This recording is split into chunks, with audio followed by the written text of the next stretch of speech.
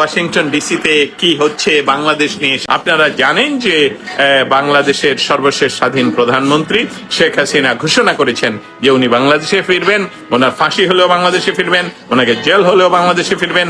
আপনারা জানেন যে 1975-এ বঙ্গবন্ধুকে সপরিবারে হত্যার পর তিনি এরকমই একটি ডিসিশন নিয়ে বাংলাদেশে ফিরেছিলেন। তখনকার পরিস্থিতি এই আজকের মতন না হলেও তাকে তখনও হত্যা করা যেত। শেখ হাসিনা বলেছেন আমাকে হত্যা করা হলেও আমি বাংলাদেশে যাব। অতএব বাংলাদেশের পক্ষের, ৭১-এর পক্ষের, স্বাধীনতার পক্ষের আপনি আওয়ামী লীগ হন কি না হন, তারপরেও আমি মনে করছি যে বাংলাদেশের বৃহত্তম মানুষ শেখ হাসিনার এই প্রত্যাবর্তনের জন্য বাংলাদেশে একটা জাগরণ তৈরি হবে এবং যাতে করে বাংলাদেশে গণতন্ত্র উত্তরণ হতে পারে। আমরা দুই দলীয় ব্যবস্থা বলছি না, দুইটি বড় দলের শাসন না থাকলে দেশে শান্তি বা গণতন্ত্র থাকতে পারে না। এবং শেখ হাসিনা যখন রয়টার্সের কে ইন্টারভিউ দিয়ে সুস্পষ্টভাবে ডিক্লার করলেন যে উনি দেশে ফিরছেন, তখনই দেখা যাচ্ছে যে মেটিকুলাসলি ডিজাইন করে বাংলাদেশকে যারা পাকিস্তানের পরাজিত অক্সিলিয়ারি ফোর্স জামায়াতে ইসলাম এবং শিবিরের হাতে তুলে দিয়েছে, তাদের চিৎকার এবং তাদের চেঁচামেচি এবং তাদের মিথ্যাচার সমস্ত কিছু শুরু হয়ে গেছে।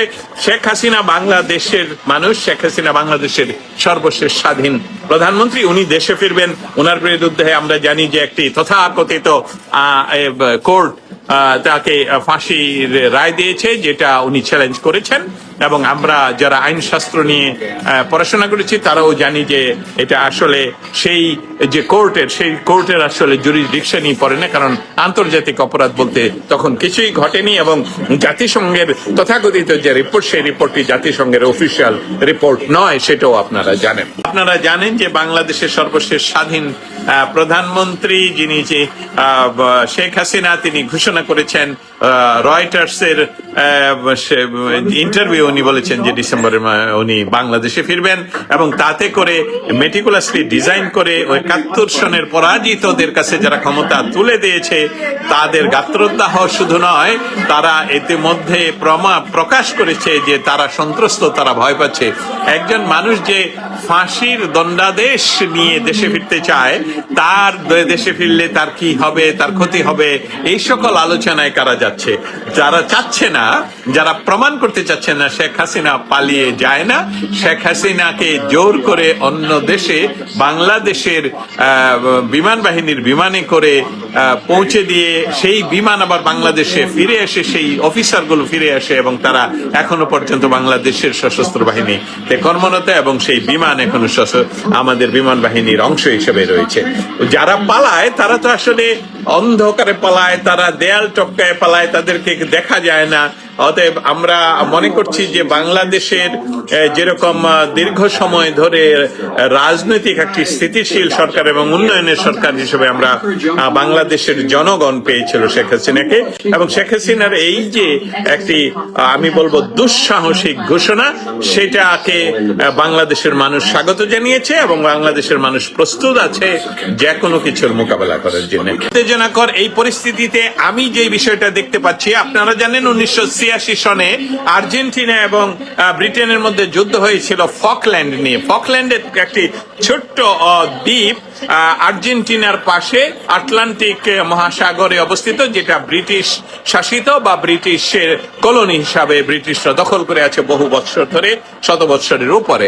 সেটা 1986 সনে আর্জেন্টিনার তৎকালীন প্রেসিডেন্ট বা আভ্যন্তরীণ পলিটিক্যাল যে পরিস্থিতি বিরাজ করছিল, সেখান থেকে উনি টেকনিক্যালি বা রাজনৈতিক মুক্তি পাওয়ার জন্য হঠাৎ করে ডিসিশন নিয়ে বসেন যে সেই দ্বীপ উনি দখল করবেন এবং সেই দ্বীপ উনি কিছুদিন দখলে রেখেছিলেন। সেখান থেকে এত হাজার হাজার মাইল দূর থেকে ব্রিটেন আমেরিকার সহযোগিতায় সে তারা যুদ্ধ করে আবার তাদের সেই ফকল্যান্ড দখল করে এবং আজ পর্যন্ত ফকল্যান্ড তাদের দখলে। এখন আমরা দেখতে পাবো যে এই আর্জেন্টিনা এবং ইংল্যান্ড আবারও মুখোমুখি হচ্ছে, তবে সেটা ফকল্যান্ড নিয়ে নয়, সেটা হলো বিশ্বকাপের কে ফাইনালে যাবে, হয় আর্জেন্টিনা না হয় ইংল্যান্ড অথবা আর্জেন্টিনা। আমরা এটাকে ধরে নিব 1986 সনের মতনই, যে এটা আসলে ফকল্যান্ড নিয়েই আরেকটি যুদ্ধ হবে, কে ফাইনালে যাবে। আমি আশা করব বা আমি মনে মনে ভাবি যে আর্জেন্টিনা যদি আসলে জিতে যায় তাহলে ইংল্যান্ডের উচিত বা ব্রিটেনের উচিত ফকল্যান্ডকে আর্জেন্টিনাকে ফেরত দিয়ে দেয়া, অথবা তারা এই ডিপ্লোমেসিটা হয়তোবা তারা করা উচিত। কারণ আলটিমেটলি পৃথিবীর সমস্ত জায়গায় যেখানে ইংল্যান্ডের বা ব্রিটেনের বা আমি বলবো যে যুক্তরাজ্যের যেখানে কলোনিগুলো ছিল প্রায় সবগুলোই ওনারা ছেড়ে দিয়েছেন। এটা আসলে আর্জেন্টিনার উপকূলে, সেটা তারা ফেরত দিতেই পারেন এই একটি ইয়ে তৈরি করে যে যদি আর্জেন্টিনা জিতে যায় তাহলে ইংল্যান্ড বা ব্রিটেন সেই দ্বীপের দাবি ছেড়ে দিয়ে তারা সেখান থেকে চলে আসবে।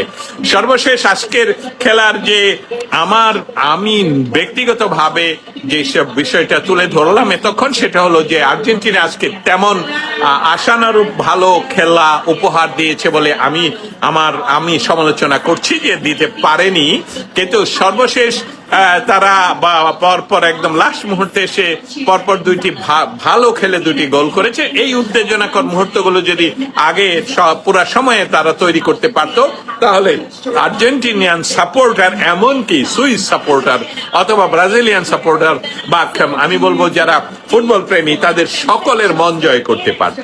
যাই হোক, আমরা যেটা প্রত্যাশিত বিজয় এই অর্থে যে আর্জেন্টিনাকে টপ ফেভারিট হিসাবে ধরা হচ্ছে এবং আর্জেন্টিনা সেমিফাইনালে তাদের শুধু ফুটবলের শক্তিশালী বিরোধী পক্ষ নয়, তারা রাজনৈতিক ভাবেও যাদের সাথে 1986 সনে ফকল্যান্ড নিয়ে যুদ্ধে তারা পরাজিত হয়েছিল সেটার একটি ক্রীড়া প্রতিশোধ যদি আর্জেন্টিনা নিতে পারে তাহলেই তারা ফাইনালে পৌঁছে যাবে।